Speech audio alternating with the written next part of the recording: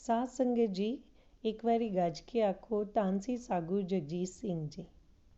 ਸਮੇਂ ਦੇ ਮਾਲਕ ਦਾ ਨਾਮ ਲੈ ਲਈਏ, ਗੱਜ ਕੇ ਆਖੋ ਧੰਨ ਸੀ ਸਾਗੂ ਉਦੇ ਸਿੰਘ ਜੀ। ਸਾਖੀ ਹੈ ਨੇਤਰ ਪ੍ਰਗਾਸ ਕੀਤਾ ਗੁਰਦੇਵ। ਸਾਗੂ ਜਗਜੀਤ ਸਿੰਘ ਜੀ ਦੇ ਸਿੱਖ ਕਿੰਨੇ ਵੱਡੇ ਭਾਗਾਂ ਵਾਲੇ ਹਨ ਜਿਨ੍ਹਾਂ ਨੂੰ ਇੰਨਾ ਵੱਡਾ ਸਮਰੱਥ ਗੁਰੂ ਮਿਲਿਆ ਹੈ। ਸਾਗੁਰ ਜੀ ਦੀ ਮਹਿਮਾ ਦਾ ਕੋਈ ਅੰਤ ਹੀ ਨਹੀਂ। ਇਹ ਉਹੀ ਹਨ ਜਿਨ੍ਹਾਂ ਦੇ ਬਾਰੇ ਗੁਰਬਾਣੀ ਵਿੱਚ ਲਿਖਿਆ ਹੈ, ਨੇਤ ਨੇਤ ਬਨ ਤ੍ਰੀਣ ਕਹਤ। ਉਹ ਕਿੰਨੇ ਕੁ ਸਮਰੱਥ ਹਨ।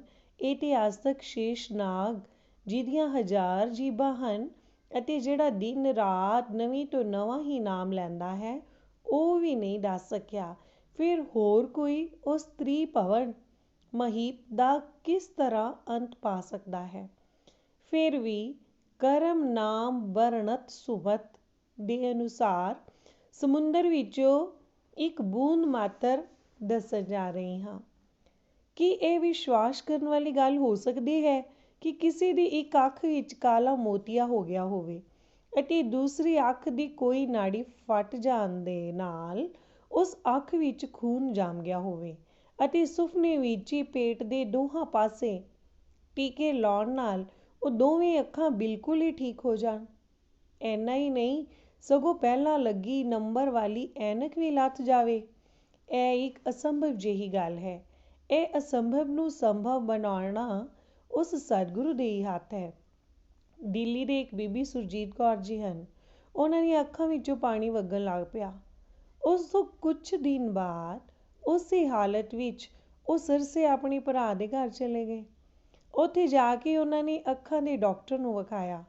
ਡਾਕਟਰ ਨੇ ਚੰਗੀ ਤਰ੍ਹਾਂ ਟੈਸਟ ਕਰਕੇ ਦੱਸਿਆ ਕਿ ਤੁਹਾਡੀ ਇੱਕ ਅੱਖ ਵਿੱਚ ਕਾਲਾ ਮੋਤੀਆ ਹੈ ਅਤੇ ਦੂਸਰੀ ਅੱਖ ਦੀ ਕੋਈ ਨਾੜੀ ਫਟ ਜਾਣ ਨਾਲ ਉਸ ਅੱਖ ਵਿੱਚ ਖੂਨ ਜੰਮ ਗਿਆ ਹੈ। ਮੈਂ ਤੁਹਾਨੂੰ ਦਿੱਲੀ ਦੇ ਗੁਰੂ ਨਾਨਕ ਆਈ ਹਸਪਤਾਲ ਦੇ ਡਾਕਟਰ ਵੱਲ ਇੱਕ ਚਿੱਠੀ ਲਿਖ ਦਿੰਦਾ ਹਾਂ। ਤੁਸੀਂ ਛੇਤੀ ਹੀ ਦਿੱਲੀ ਜਾ ਕੇ ਡਾਕਟਰ ਨੂੰ ਵਿਖਾ ਕੇ ਆਪਰੇਸ਼ਨ ਕਰਵਾ ਲਓ। ਸੋ ਬੀਬੀ ਜੀ ਚਿੱਠੀ ਲੈ ਕੇ ਦਿੱਲੀ ਆ ਗਏ ਅਤੇ ਹਸਪਤਾਲ ਜਾ ਕੇ ਉਸ ਡਾਕਟਰ ਨੂੰ ਚਿੱਠੀ ਦੇ ਦਿੱਤੀ। ਡਾਕਟਰ ਨੇ ਟੈਸਟ ਕਰਨ ਵਾਸਤੇ ਉਹਨਾਂ ਨੂੰ ਹਸਪਤਾਲ ਦਾਖਲ ਕਰ ਲਿਆ। ਉਹ 36 ਘੰਟੇ ਹਸਪਤਾਲ ਰਹੇ। ਅਖੀਰ ਡਾਕਟਰ ਨੇ ਸਰਸੇ ਵਾਲੇ ਡਾਕਟਰ ਦੀ ਰਿਪੋਰਟ ਨੂੰ ਠੀਕ ਦੱਸਦਿਆਂ ਕਿਹਾ ਕਿ ਤੁਹਾਨੂੰ ਅੱਖਾਂ ਦਾ ਆਪਰੇਸ਼ਨ ਕਰਵਾਉਣਾ ਹੀ ਪਵੇਗਾ। ਡਾਕਟਰ ਦੇ ਕਹੇ ਅਨੁਸਾਰ ਉਹ ਕੁਝ ਦਿਨਾਂ ਬਾਅਦ ਹਸਪਤਾਲ ਜਾ ਕੇ ਵਿਖਾਉਂਦੇ ਰਹੇ ਅਤੇ ਇਸੇ ਤਰ੍ਹਾਂ ਹਸਪਤਾਲ ਦੇ ਚੱਕਰ ਕੱਢਦਿਆਂ ਬਹੁਤ ਸਾਰਾ ਸਮਾਂ ਬੀਤ ਗਿਆ। ਉਹਨਾਂ ਦੇ ਘਰ ਤੋਂ ਹਸਪਤਾਲ ਕਾਫੀ ਦੂਰ ਹੈ। ਇੱਕ ਦਿਨ ਉਹ ਮਨ ਵਿੱਚ ਬੜੇ ਦੁਖੀ ਰਹੇ ਕਿ ਹੁਣ ਤੇ ਆਪਰੇਸ਼ਨ ਕਰਵਾਉਣਾ ਹੀ ਪੈਣਾ ਹੈ। ਪਤਾ ਨਹੀਂ ਕੀ ਬਣੇਗਾ। ਅੱਖਾਂ ਠੀਕ ਨਾ ਹੋਈਆਂ ਤੇ ਮੈਂ ਕੀ ਕਰਾਂਗੀ।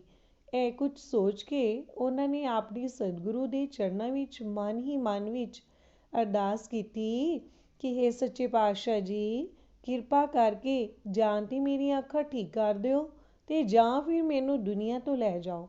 ਅੱਖਾਂ ਤੋਂ ਬਿਨਾਂ ਮੈਂ ਜਿਉਣਾ ਨਹੀਂ ਚਾਹੁੰਦੀ। ਇੰਨਾ ਹੀ ਵਿਚਾਰਾਂ ਵਿੱਚ ਉਹ ਰਾਤ ਨੂੰ ਸੌਂ ਗਏ। ਉਹਨਾਂ ਦੀ ਇਹ ਅਰਦਾਸ ਸਾਗੂ ਸੱਚੇ ਪਾਤਸ਼ਾਹ ਸਾਗੂ ਜਗਜੀਤ ਸਿੰਘ ਜੀ ਦੀਨ ਅਤੇ ਦੁਨੀਆ ਦੇ ਮਾਲਕ ਦੇ ਚਰਨਾਂ ਵਿੱਚ ਮਨਜ਼ੂਰ ਹੋ ਗਈ। ਬਸ ਫਿਰ ਕੀ ਸੀ। ਸਰੀਰ ਦਾ ਰਚਨਹਾਰ ਜਿਹੜਾ ਕਈ ਕਰੋੜਾਂ ਅਸੰਖਾ ਸਰੀਰਾਂ ਨੂੰ ਅੱਖਾਂ ਬਖਸ਼ਦਾ ਹੈ, ਉਸ ਨੇ ਆਪਣੇ ਨਾਲ ਇੱਕ ਸਿੱਖ ਨੂੰ ਲੈ ਕੇ ਆ ਦਰਸ਼ਨ ਦਿੱਤੇ। ਹੁਕਮ ਹੋਇਆ, ਬੀਬੀ ਉੱਠ, ਤੇਰੀ ਅੱਖ ਦਾ ਆਪਰੇਸ਼ਨ ਕਰੀਏ। ਬੀਬੀ ਜੀ ਉੱਠ ਕੇ ਬੈਠ ਗਏ ਅਤੇ ਫਿਰ ਖੜੇ ਹੋਏ ਸਿੱਖ ਨੇ ਬੀਬੀ ਜੀ ਦੀ ਸੱਜੀ ਵੱਖੀ ਵਿੱਚ ਟੀਕਾ ਲਗਾ ਦਿੱਤਾ। ਬੀਬੀ ਜੀ ਨੇ ਪੀੜ ਮਹਿਸੂਸ ਕੀਤੀ ਅਤੇ ਆਪਣੇ ਹੱਥ ਨਾਲ ਉਸ ਥਾਂ ਨੂੰ ਮਲਣ ਲੱਗ ਪਏ। ਇੰਨੇ ਨੂੰ ਉਹਨਾਂ ਦੀ ਨੀਂਦਰ ਖੁੱਲ੍ਹ ਗਈ। ਕੀ ਵੇਖਦੇ ਹਨ ਕਿ ਨਾ ਉੱਥੇ ਸਤਿਗੁਰੂ ਜੀ ਹਨ ਅਤੇ ਨਾ ਹੀ ਉਹ ਸਿੱਖ ਹੈ, ਪਰ ਪੀੜ ਉਹਨਾਂ ਨੂੰ ਹੋ ਰਹੀ ਸੀ ਅਤੇ ਉਹ ਹੱਥ ਨਾਲ ਉਸ ਜਗ੍ਹਾ ਨੂੰ ਮਲ ਰਹੇ ਸਨ। ਬੜੇ ਹੈਰਾਨ ਹੋਏ ਕਿ ਸੱਚੇ ਪਾਤਸ਼ਾਹ ਜੀ ਅਤੇ ਉਹ ਸਿੱਖ ਜਿਹੜੇ ਅਜੇ ਹੁਣੇ ਹੀ ਇੱਥੇ ਸਨ, ਉਹ ਹੁਣੇ ਕਿੱਥੇ ਚਲੇ ਗਏ। ਖੈਰ ਉਹ ਫਿਰ ਬਿਸਤਰੇ 'ਤੇ ਚਲੇ ਗਏ ਅਤੇ ਸੌਂ ਗਏ। ਕੋਈ ਘੰਟਾ ਕੁ ਲੰਘਿਆ ਤਾਂ ਫਿਰ ਉਸੇ ਤਰ੍ਹਾਂ ਸਾਗੁਰ ਜੀ ਨੇ ਆਪਣੇ ਸਿੱਖ ਨਾਲ ਆ ਕੇ ਦਰਸ਼ਨ ਦਿੱਤੇ। ਫਿਰ ਹੁਕਮ ਹੋਇਆ ਕਿ ਬੀਬੀ ਉੱਠ, ਤੇਰੀ ਦੂਸਰੀ ਅੱਖ ਦਾ ਆਪਰੇਸ਼ਨ ਕਰਨਾ ਹੈ। ਉਹ ਬੀਬੀ ਜੀ ਫਿਰ ਉੱਠ ਕੇ ਖੜੇ ਹੋ ਗਏ ਅਤੇ ਉਸ ਸਿੱਖ ਨੇ ਐਤਕੀ ਖੱਬੀ ਵੱਖੀ ਵਿੱਚ ਟੀਕਾ ਲਗਾ ਦਿੱਤਾ। ਇਹ ਜਾਦੂਈ ਟੀਕਾ ਕੱਪੜਿਆਂ ਦੇ ਉੱਤੇ ਹੀ ਲੱਗਦਾ ਸੀ। ਬੀਬੀ ਜੀ ਨੂੰ ਪੀੜ ਹੋਈ ਅਤੇ ਉਹ ਫਿਰ ਉਸੇ ਤਰ੍ਹਾਂ ਹੱਥ ਨਾਲ ਉਸ ਥਾਂ ਨੂੰ ਮਲਣ ਲੱਗ ਪਏ। ਇੰਨੇ ਨੂੰ ਉਹਨਾਂ ਦੀ ਨੀਂਦਰ ਖੁੱਲ੍ਹ ਗਈ। ਤਾਂ ਨਾ ਉੱਥੇ ਸਤਿਗੁਰੂ ਜੀ ਸਨ ਅਤੇ ਨਾ ਹੀ ਉਹ ਸਿੱਖ ਸੀ, ਪਰ ਪੀੜ ਉਹਨਾਂ ਨੂੰ ਉਸੇ ਤਰ੍ਹਾਂ ਹੀ ਹੋ ਰਹੀ ਸੀ। ਉਹ ਹੈਰਾਨ ਹੋ ਰਹੇ ਸਨ ਕਿ ਇਹ ਕੀ ਕੌਤਕ ਹੈ। ਇਹ ਕੁਝ ਸੋਚਦੇ ਉਹ ਸੌਂ ਗਏ। ਦਿਨ ਚੜ੍ਹਨ 'ਤੇ ਉਹਨਾਂ ਨੇ ਆਪਣੇ ਪਰਿਵਾਰ ਵਿੱਚ ਇਹ ਰਾਤ ਵਾਲੀ ਘਟਨਾ ਸੁਣਾਈ। ਸੁਣ ਕੇ ਸਾਰੇ ਹੈਰਾਨ ਹੋ ਰਹੇ ਸਨ ਕਿ ਸਤਿਗੁਰੂ ਜੀ ਨੇ ਕੀ ਕੌਤਕ ਵਿਖਾਇਆ ਹੈ। ਇਸ ਅਲੌਕਿਕ ਘਟਨਾ ਤੋਂ ਕੋਈ 2-4 ਦਿਨਾਂ ਬਾਅਦ ਉਹ ਹਸਪਤਾਲ ਗਏ। ਡਾਕਟਰਾਂ ਨੇ ਅੱਖਾਂ ਵੇਖ ਕੇ ਪੁੱਛਿਆ ਕਿ ਬੀਬੀ ਤੂੰ ਕਿਸ ਦੇ ਕੋਲੋਂ ਆਪਰੇਸ਼ਨ ਕਰਵਾਇਆ ਹੈ। ਬੀਬੀ ਜੀ ਕਹਿਣ ਲੱਗੇ ਕਿ ਮੈਂ ਤਾਂ ਆਪਰੇਸ਼ਨ ਕਰਵਾਇਆ ਹੀ ਨਹੀਂ। ਡਾਕਟਰ ਕਹਿਣ ਲੱਗਾ ਕਿ ਤੁਸੀਂ ਝੂਠ ਬੋਲਦੇ ਹੋ, ਆਪਰੇਸ਼ਨ ਤਾਂ ਹੋਇਆ ਹੈ, ਤੁਸੀਂ ਸਾਨੂੰ ਦੱਸਦੇ ਕਿਉਂ ਨਹੀਂ। ਬੀਬੀ ਜੀ ਕਹਿਣ ਲੱਗੇ ਕਿ ਮੈਂ ਤਾਂ ਆਪਰੇਸ਼ਨ ਕਰਵਾਇਆ ਹੀ ਨਹੀਂ। ਉਸ ਡਾਕਟਰ ਨੇ ਦੂਸਰੇ ਡਾਕਟਰ ਕੋਲ ਭੇਜ ਦਿੱਤਾ। ਦੂਸਰੇ ਨੇ ਵੀ ਇਸੇ ਤਰ੍ਹਾਂ ਆਖਿਆ ਕਿ ਅੱਖਾਂ ਦਾ ਆਪਰੇਸ਼ਨ ਹੋ ਚੁੱਕਾ ਹੈ, ਤੁਸੀਂ ਝੂਠ ਬੋਲਦੇ ਹੋ। ਬੀਬੀ ਜੀ ਬੜੇ ਔਖੇ ਹੋਏ ਕਿ ਮੈਨੂੰ ਸੱਚੀ ਨੂੰ ਝੂਠੀ ਕਹੀ ਜਾਂਦੇ ਹਨ। ਉਹਨਾਂ ਨੂੰ ਅਜੇ ਤੱਕ ਸਮਝ ਨਹੀਂ ਸੀ ਆ ਰਹੀ ਕਿ ਉਹ ਕੌਤਕਹਾਰ ਜਿਹੜਾ ਗੂੰਗੇ ਦੇ ਸਿਰ 'ਤੇ ਛੜੀ ਰੱਖ ਕੇ ਗੀਤਾ ਦਾ ਅਰਥ ਕਰਵਾ ਸਕਦਾ ਹੈ ਅਤੇ ਕਿਸੇ ਕੋਹੜੀ ਦੇ ਸਰੀਰ 'ਤੇ ਆਪਣੇ ਸਿੱਖ ਕੋਲੋਂ ਥੁੱਕਾਂ 'ਚ ਸੁੱਟਵਾ ਕੇ ਕੋਹੜ ਦਾ ਇਲਾਜ ਕਰ ਸਕਦਾ ਹੈ, ਉਹਨੇ ਆਪਣੇ ਸਿੱਖ ਕੋਲੋਂ 2 ਸੂਈਆਂ ਲਗਵਾ ਕੇ 2 ਅੱਖਾਂ ਦਾ ਆਪਰੇਸ਼ਨ ਕਰ ਦਿੱਤਾ ਹੈ। ਪਰ ਉਹ ਵਿਚਾਰੇ ਵੀ ਕੀ ਸਮਝਦੇ, ਕਿਉਂਕਿ ਆਪਣਾ ਆਪਰੇਸ਼ਨ ਕਰਵਾਉਣ ਲਈ ਤੇ ਉਹ ਅਲੌਕਿਕ ਸ਼ਕਤੀਆਂ ਦਾ ਮਾਲਕ ਕਿੰਨੀ ਦੂਰ ਆਸਟ੍ਰੇਲੀਆ ਵਿੱਚ ਪਹੁੰਚਿਆ ਸੀ।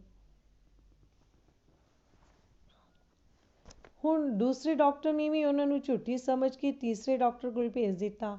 ਉਸਨੇ ਵੀ ਇਹੀ ਰਿਪੋਰਟ ਦਿੱਤੀ ਕਿ ਅੱਖਾਂ ਦਾ ਆਪਰੇਸ਼ਨ ਹੋ ਗਿਆ ਹੈ। ਬੀਬੀ ਜੀ ਕਹਿਣ ਕਿ ਅਜੇ ਕੁਝ ਦਿਨ ਪਹਿਲਾਂ ਮੈਂ ਤੁਹਾਡੇ ਕੋਲ ਹੋ ਕੇ ਗਈ ਹਾਂ, ਇੰਨੇ ਕੁ ਦਿਨਾਂ ਵਿੱਚ ਮੈਂ ਕਿਸ ਤਰ੍ਹਾਂ ਆਪਰੇਸ਼ਨ ਕਰਵਾ ਲਿਆ ਅਤੇ ਹੁਣ ਫਿਰ ਇੱਥੇ ਵੀ ਆ ਗਈ ਹਾਂ। ਫਿਰ ਇੱਕਦਮ ਉਹਨਾਂ ਨੂੰ ਸੱਚੇ ਪਾਤਸ਼ਾਹ ਜੀ ਦੀ ਕਿਰਪਾ ਨਾਲ ਸੁਪਨੇ ਵਾਲੀ ਘਟਨਾ ਯਾਦ ਆ ਗਈ। ਉਹਨਾਂ ਦੇ ਮੂੰਹੋਂ ਇੱਕਦਮ ਨਿਕਲਿਆ, ਮੇਰਾ ਵੈਦ ਗੁਰੂ ਗੋਬਿੰਦਾ, ਮੇਰਾ ਵੈਦ ਗੁਰੂ ਗੋਬਿੰਦਾ।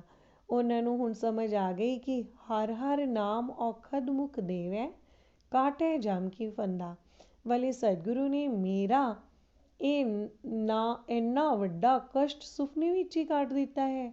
ਉਹਨਾਂ ਦੀਆਂ ਅੱਖਾਂ ਵਿੱਚ ਪਾਣੀ ਆ ਗਿਆ। ਡਾਕਟਰ ਨੇ ਉਹਨਾਂ ਨੂੰ ਉਹ ਦਵਾਈਆਂ ਲਿਖ ਕੇ ਦਿੱਤੀਆਂ ਜਿਹੜੀਆਂ ਆਪਰੇਸ਼ਨ ਹੋਣ ਤੋਂ ਬਾਅਦ ਵਰਤੀਆਂ ਜਾਂਦੀਆਂ ਹਨ। ਘਰ ਆ ਕੇ ਜਦੋਂ ਪਾਠ ਕਰਨ ਲੱਗੇ ਤਾਂ ਉਹ ਬੜੇ ਹੈਰਾਨ ਹੋਏ ਕਿ ਜਿਹੜੇ ਪਹਿਲਾਂ ਐਨਕ ਲਗਾ ਕੇ ਪਾਠ ਕਰਦੇ ਸਨ, ਉਹਨਾਂ ਨੂੰ ਐਨਕ ਲਗਾਉਣ ਦੀ ਵੀ ਲੋੜ ਨਹੀਂ ਸੀ ਰਹੀ। ਹੁਣ ਉਹ ਬਗੈਰ ਐਨਕ ਤੋਂ ਪਾਠ ਕਰਦੇ ਹਨ ਅਤੇ ਸਾਧੂ ਜਗਜੀਤ ਸਿੰਘ ਜੀ ਦੇ ਜ਼ਾਹਰੀ ਕਰਾਮਾਤ ਵਿਖਾਉਣ ਦੇ ਗੁਣ ਗਾਉਂਦੇ ਹਨ। ਧੰਨ ਸ੍ਰੀ ਸਾਧੂ ਜਗਜੀਤ ਸਿੰਘ ਜੀ।